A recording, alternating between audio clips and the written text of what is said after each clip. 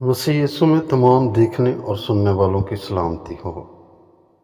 अजीज़ बहनों और भाइयों, आज की इस वीडियो में हम एक और नए पैगाम कलाम खुदा यीशु मसीह की बादशाहत जो मुख्तसर 10 नुकात पर मुश्तमिल है बात करेंगे। दरख्वास्त है पैगाम को आखिर तक ज़रूर सुने। खुदावंद आपको बरकत दे। ये पैगाम यीशु मसीह की आसमानी बादशाहत को 10 ताकतवर रूहानी नुकात में बयान करता है। इस वीडियो में आप जानेंगे यीशु की बादशाहत अज़ल से कैसे है, पुराने अहदनामे की पेशनगोइयाँ कैसे पूरी हुईं, यीशु ने अपनी बादशाहत का ऐलान कैसे किया, नई पैदाइश के बगैर बादशाहत में दाखिल होना क्यों मुमकिन नहीं, खुदा की बादशाही दिलों में कैसे कायम होती है, रास्तबाजी, खुशी और सलामती की बादशाही, यीशु का दोबारा आना, बादशाहों का बादशाह, आखिर में नजात की दावत और दिल को छू लेने वाली दुआ। अगर आप यीशु के करीब आना चाहते हैं, अगर आप खुदा की बादशाहत में दाखिल होना चाहते हैं, तो ये पैगाम आपके लिए है। चैनल को ज़रूर सब्सक्राइब करें ताकि आप मज़ीद मसीही पैगामात, रूहानी तालीमात और दुआएं देख सकें। खुदावंद आपको बरकत दे। तो आइए चलते हैं पैगाम की तरफ। नंबर 1, यीशु की बादशाहत अज़ल से है, इसकी हुकूमत हमेशा रहेगी। दानियल नबी ने सैकड़ों साल पहले नबूवत की थी, उसकी बादशाही लाजवाल होगी और उसकी सल्तनत कभी बर्बाद ना होगी।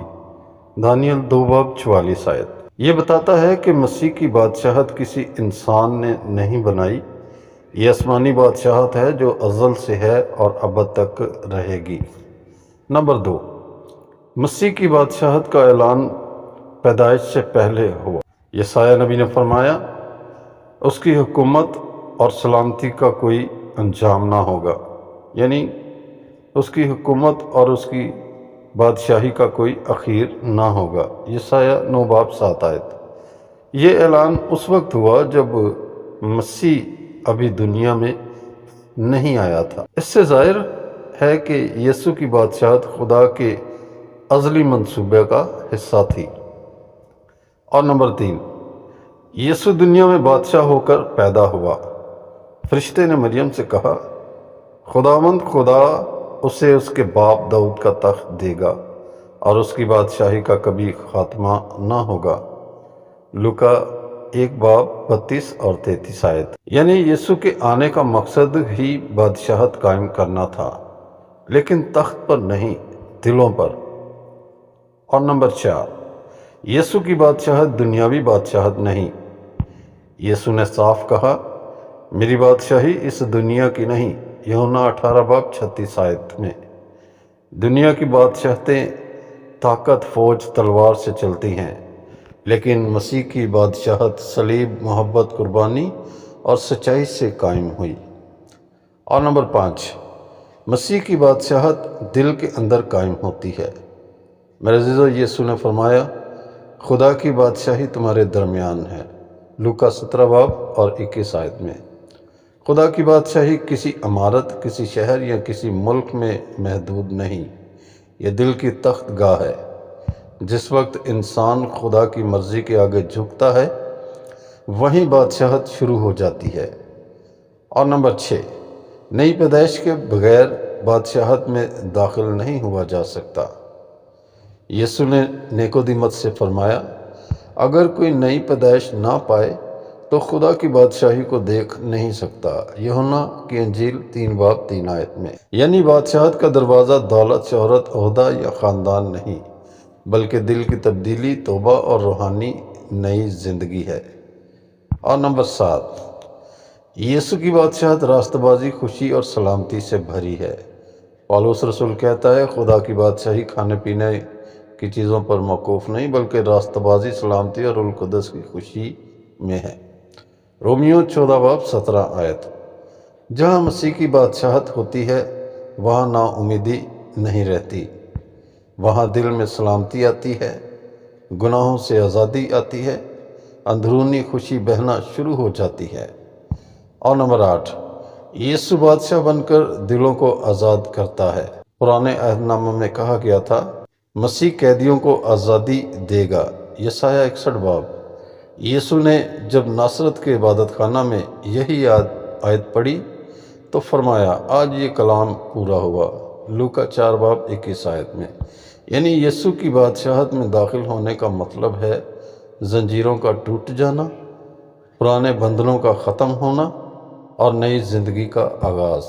اور نمبر 9، یسوع بادشاہ ہو کر پھر آئے گا۔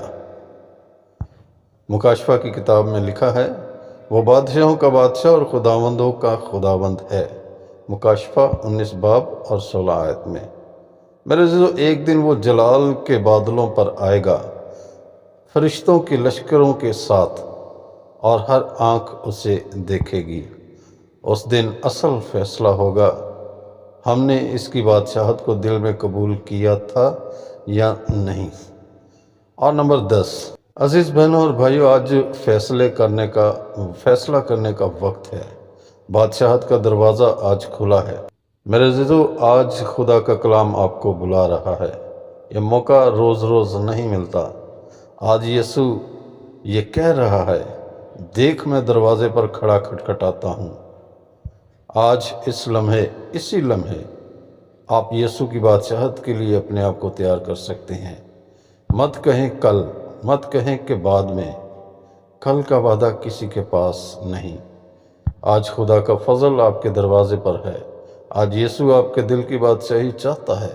آج اس کی بادشاہت کے لیے اپنے آپ کو تیار کریں، ورنہ یہ موقع ہاتھ سے نکل سکتا ہے۔ میرے عزیزو، اگر آپ چاہتے ہیں کہ یسوع آپ کی زندگی کے تخت پر بیٹھے، آپ کی رہنمائی کرے، آپ کو بدلے اور آپ کو اپنی ابدی بادشاہی کا حصہ بنائے، تو اپنے دل میں یہ دعا کریں، اے آسمانی باپ، یسوع مسیح میں میں آج اپنی زندگی تیرے سپرد کرتا ہوں۔ میری رہنمائی کر، میرے گناہ معاف کر، مجھے نئی پیدائش دے اور مجھے اپنی بادشاہی میں شامل کر۔ یسوع مسیح کے زندہ نام سے آمین۔ میرے عزیزو، خدا آپ کو اس مختصر سے کلام کے وسیلہ سے برکت دے اور اپنی بادشاہت میں شامل ہونے کی توفیق عطا فرمائے۔ آمین۔